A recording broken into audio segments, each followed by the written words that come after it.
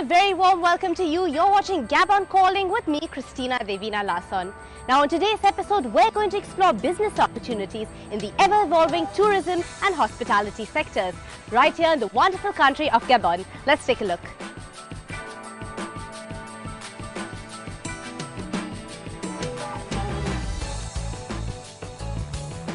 Gabon is known to be a politically stable and safe country to live in. Being a hub of natural resources like manganese, palm oil, biodiverse forests and many more, Gabon is deemed as a paradise for investors from across the globe, booming with opportunities across various sectors. Honourable Minister, thank you so much for joining us today. It's truly a pleasure. It's my pleasure. Thank you. Can we talk now about the industries that really contribute heavily to the Gabonese economy? And I do believe there has been an evolution over the years with the industries that are very, very primary to the development of the economy. So can you explain a little bit about this? Vous savez, le rôle de l'industrie est essentiel pour la réussite du développement des économies africaines. C'est vrai que durant un bon moment, l'industrialisation a été oubliée et négligée par les institutions de Bretton Woods, puisqu'on ne mettait pas en exergue les aspects de transformation sur le développement de l'économie. Le Gabon a pris la mesure de cela. Quand je parlais tout à l'heure du rôle du secteur secondaire en ce qui concerne le développement de l'économie gabonaise. L'industrie a un rôle essentiel. D'abord, il joue un effet multiplicateur sur l'économie. Il permet de renforcer les ressources humaines, de renforcer les capacités. Donc, l'industrie et l'industrialisation permet de renforcer la croissance inclusive. C'est dans ce sens que le Gabon, en 2010, a pris la mesure même d'interdire les exportations de grumes de manière brute, bien sûr, en essayant donc d'encourager la transformation. Parce que nous pensons que c'est en essayant de remonter de façon progressive dans la chaîne de valeur ajoutée que le Gabon peut mieux s'intégrer au niveau de la chaîne de valeur du commerce international. Donc l'industrie est ce passage obligé. Et nous sommes aujourd'hui en train de développer la transformation au niveau du secteur agricole, au niveau du secteur de la pêche, même au niveau du secteur minier, puisque depuis 2 ans, nous avons une unité de transformation de manganèse au niveau de Mwanda qui produit du silico-manganèse, du manganèse métal. Tout cela pour permettre l'augmentation de la production des biens marchands. Parce que c'est à travers les exportations de ces biens marchands que le Gabon peut mieux s'insérer au niveau du commerce international. C'est à travers cela que le Gabon peut renforcer la croissance inclusive. Donc l'industrie est un socle essentiel, c'est même le backbone en fait, de notre politique de développement économique. And are there any tax benefits or any other incentives that you have in place that helps attract foreign investments? Vous savez, nous avons des codes fiscaux, des codes d'investissement qui prévoient certaines facilités fiscales, certaines dépenses fiscales pour encourager l'initiative privée. Je pense qu'il ne faudrait pas s'arrêter à ce moment-là. Il faudrait créer des conditions essentielles pour accompagner l'investisseur afin qu'il puisse évoluer dans un domaine sécurisé. C'est pour cela que nous faisons des efforts pour que le dialogue secteur privé et État puisse être absolument productif. La création du Haut Conseil d'investissement, c'est pour tout simplement attirer davantage l'investissement direct, l'investissement privé étranger. Et nous pensons que c'est dans ce sens qu'il faudrait. Le code fiscal prévoit des avantages sur une période, bien sûr, mais la fiscalité, du moins l'accompagnement fiscal, ce n'est pas seulement cela qu'il faudrait faire. Il faudrait sécuriser l'investissement, il faudrait que la justice puisse travailler normalement, il faudrait que les facilités de création des entreprises puissent être hulées, il faudrait que, bien sûr, la délivrance des droits de propriété puisse être faite sans difficulté. Il faudrait qu'un opérateur économique, quand il vient au Gabon, il peut facilement prendre des abonnements à la SCG, ainsi de suite. Donc c'est tout cela, en dehors des aspects fiscaux qui sont essentiels bien sûr pour l'opérateur économique, parce que c'est très important d'avoir une visibilité de la fiscalité. Nous accompagnons les opérateurs économiques, mais il y a d'autres actions structurelles que nous sommes en train de mettre en œuvre pour permettre que l'investisseur privé puisse évoluer dans un environnement serein et sécurisé au niveau du Gabon. Gabon boasts of rich natural agrarian land. With 85% of land under forest cover, the country utilizes only 5% for its agriculture. Known for its rich palm oil plantations, Gabon houses huge plantations of manioc or cassava roots, bananas, corn, rice, taro and yams, which are all essential sources of iron and vitamins for the population. Ministers from neighbouring countries visit the palm plantations to understand the functioning and process of these plantations and their conversion into rich natural palm oil. Honourable Minister, can you tell us, in your opinion, what is the importance of developing strong PPPs like Project GREN with Olam for a country like Gabon? Face à un déficit pour pouvoir nourrir les compatriotes, c'est-à-dire garantir la sécurité alimentaire, le gouvernement a sollicité une fois de plus le partenaire Olam pour mettre en place un partenariat public-privé en créant un véhicule qui s'appelle la Sotrader. La Sotrader ici n'est que la volonté des plus hautes autorités, en l'occurrence le chef de l'État, son Excellence Ali Bongo Ondimba, et le président Gagan Gumta, qui est appuyé par son directoire de Singapour pour pouvoir accompagner le Gabon dans cette politique publique de garantir la sécurité alimentaire. Nous importons pour plus de 400 milliards de francs CFA de denrées alimentaires, ce qui n'est plus admissible aujourd'hui. Et cette facture augmente de 10% chaque année. D'où la plus haute autorité, à savoir le premier agriculteur gabonais, à savoir son Excellence Ali Bongo Ondimba, a pensé qu'il fallait impérativement baisser de manière significative les importations, mais pour le faire, il fallait augmenter la production des produits vivriers au Gabon. D'où ce partenariat qui a mis en place le programme GREN est une réussite aujourd'hui. Une réussite pourquoi? Parce que ça va créer un nouveau modèle, un modèle jamais connu en Afrique, qui va combiner d'un côté la mise en place et la structuration des Gabonais autour des coopératives et de ces coopératives pour que demain nous puissions avoir des entrepreneurs agricoles et de ces entrepreneurs agricoles que nous créions une nouvelle classe d'hommes d'affaires que nous allons appeler les agripreneurs. Gabon is a land of opportunities with booming sectors like timber processing, manganese mining, agriculture, cement and many more. The economy is set to flourish with more investors choosing Gabon as Africa's investment hub. Over the last 5 years, things are improving a lot, especially with the, the Oncock free zone, where we can almost create a company within 5 days. At the single window of Oncock, we do incorporate company within 5 days, yes.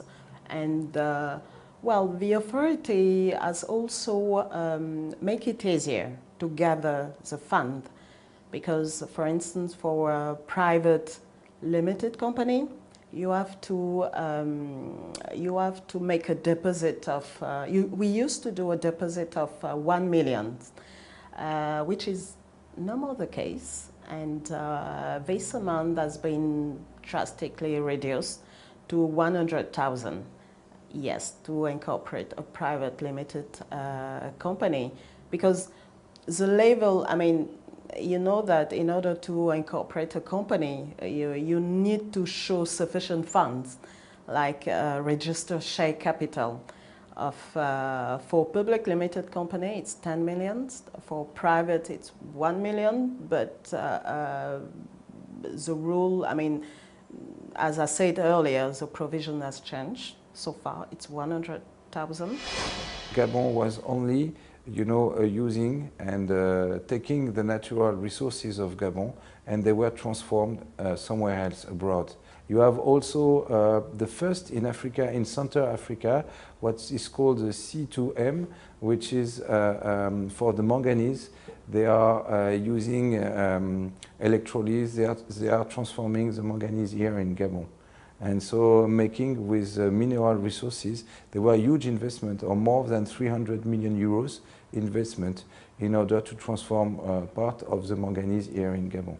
And this is good for employment here in Gabon. This is good for the added value for the state of Gabon. And this will provide to Gabon, you know, entry of money in order to take care of its own infrastructure also. Gabon could be a hub for whatever investment, whatever investor, whoever might come here.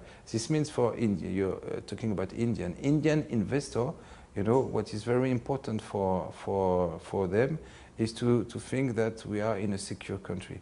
Gabon is a very stable country, and if you look at all the countries surrounding Gabon in Africa, sometimes people are having a bad image, you know, of war, civil war. Gabon is very stable. Gabon has been stable since the beginning of the creation of this country. It's time for a very short break now, but stay tuned because there's a lot more on Gabon Calling when we return.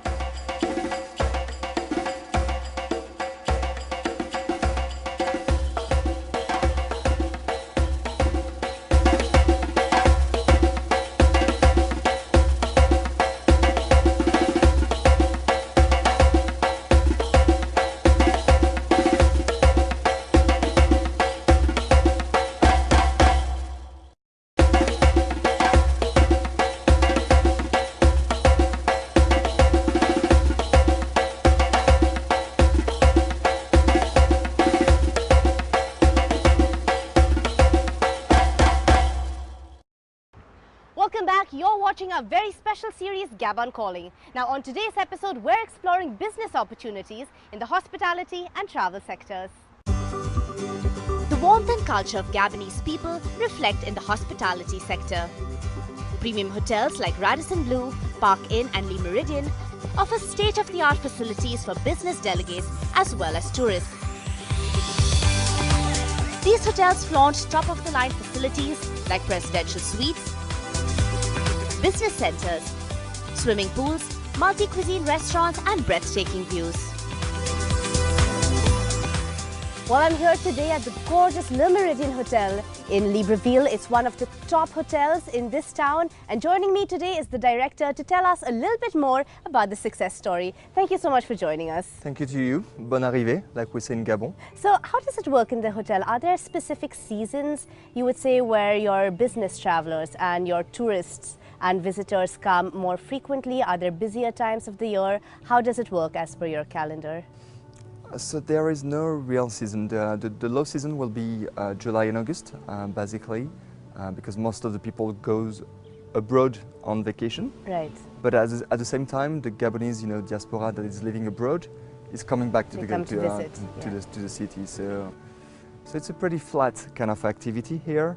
Majority of the business is corporate. I would say 90% is corporate.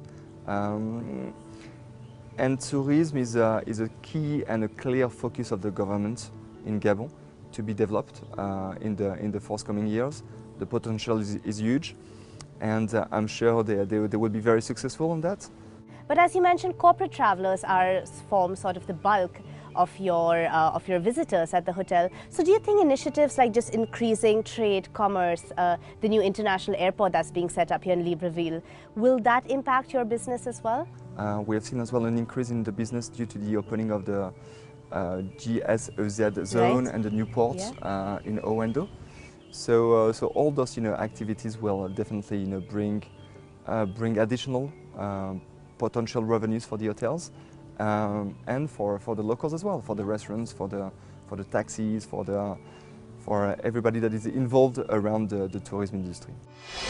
I'm here now in conversation with the General Manager of the Radisson Blu and the Park Inn Hotel here in Libreville. Sir, thank you so much for joining us today. It's a pleasure talking to you. It's a pleasure as well. So let's start from the top. Can you tell us a little bit about the presence and the association of the Carlson Residor Group here in Gabon? Carlson Residor Group started to operate in Gabon since 2015 with the opening of the Park Inn Hotel, which is a select service brand hotel, followed by the opening of the Radisson Blu, which is a 5-star property with all high-quality service standards. Can you tell us a bit about the Radisson Blu property here in Libreville? When was it set up? How large is it? And are there any special luxury services that you offer to your clientele? Yes, so we started to operate in 2016. The hotel is brand new, and we offer 300 rooms, including suites and presidential suite as well. We have 4 outlets, including restaurants and bars, meeting and conference facilities up to 500 people. We have business center. We have leisure facilities such as 2 outdoor swimming pools and the fitness center. We offer as well a business class lounge for the residents of our business class rooms. And so I believe we have all facilities expected by any business travelers. Gabon takes advantage of its geographical location, which enables connectivity with major African countries within just 4 hours. With a new airport construction plan and transformed ports, Gabon's connectivity within Africa and other continents is set to expand multifold. All right, I'm here in conversation with Ozcan Yarli, who's the General Manager of Turkish Airlines in Libreville. Thank you so much for joining us today. Thank you for having me. Thank you. So let's start with talking about the association of Turkish Airlines here in Gabon. As having our motto, we fly more country than any other airlines. We are flying Libreville since 2013. At the beginning of 2013, we start our operation, and 5 times a week we are operating in Libreville. And we've been told there is a new international airport being developed here in Libreville. So how do you see this impacting your business and Turkish Airlines in the coming years? You know, airports is very vital and important role in terms of trade and business for the countries, because with the airports and airlines, you are able to reach the country in terms of business, in terms of trade or travel, etc. And Gabon has a very high potential, especially in business and trade. With the new airports, bigger airlines able to fly with the wide body. And it means more people, many people comes here. We have the largest network, we fly more than 52 destinations in Africa currently. So from the very beginning, Ethiopian Airlines is a Pan-African carrier, which is in its vision always consider Africa as its main serving point. So we take it as our obligation to connect Africa to the rest of the world. That's why we are currently widespreading throughout Africa and serving the people of Africa best. Transportation is a driven demand, so the airlines will facilitate all the economic activities between countries. So can we start with you telling us a little bit about Sadhguru, a little bit about the origins and of course your presence here in Gabon? Sadhguru is a travel management company. We started our business first with the branch in Kigali in 1989, and since then till 2007 we are present in 49 countries in Africa. And a bit about the business model. How does it work in terms of your profit margins, revenue, costs? Can you explain a little bit about that? Gabon is a very good market. Since last year, since 2007 we are here. We have been, our major companies are like Olam, Shell, Halliburton, Schlumberger. There are major oil companies, mining companies, minerals. Recently there are a major evolution of the timber wood industries. So we are in collaboration with them so that we can provide them the travel services and everything. Can you explain for Sadhguru, what is sort of the balance you have between commercial and tourist clients versus your corporate and the bigger clients, maybe government as well? Yeah, majorly we have the corporate travels coming here in Gabon with the purpose of the investment and the new to explore the new business opportunities which are currently here in Gabon.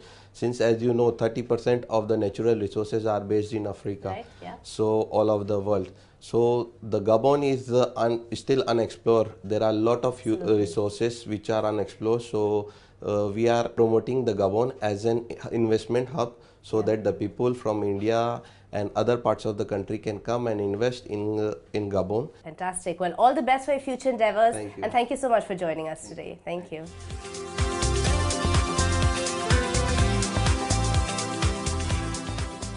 They say good food are good investments, and Gabon is set to open its avenues to the food industry, which now caters to tourists and professionals from world over.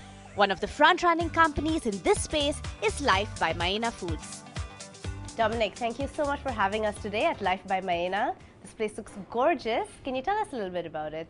We opened in 2015, and Life by Maina is a multi-restaurant complex that came about from the idea that there's a lack of restaurants in Libreville that were concentrated into a single area.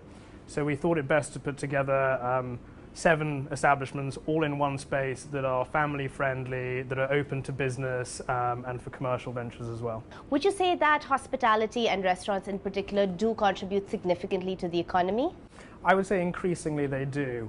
Tourism is just about kick-starting here in Gabon now. Gabon is really the Eden of Africa. I mean, it hasn't been touched by tourism in the same way as somewhere like Kenya might have, or Botswana, or South Africa for that matter. So it's beginning to kick off now, and you can really see the difference year on year with the amount of tourists that come here. We've been very fortunate the last few years. We've hosted the African Cup of Nations here, and as a result, it's bringing in an increasing amount of interest from around the world. What would you say is kind of at the heart of Gabonese cuisine, and is this quite important for tourism as well, to attract tourists to come to restaurants like yours? Naturally, it depends from region to region. So when you're by the estuary region where we are now, fish is very popular. Crevettes, as you'd have in Mediterranean restaurants, I suppose, langoustine, that kind of thing. As you move on inland, obviously you start getting to more red meats, antelopes, that kind of thing. And like I said, slightly more interesting stuff like porcupine or even python. Dominic, thank you so much for explaining to me all about Life by Maina. My pleasure. Alright, that's all we have for you on this very special edition of Gabon Calling. But don't forget to stay tuned as the adventure continues next week. Next week on Gabon Calling, we explore some of the most exotic, unique and adventurous places in the country.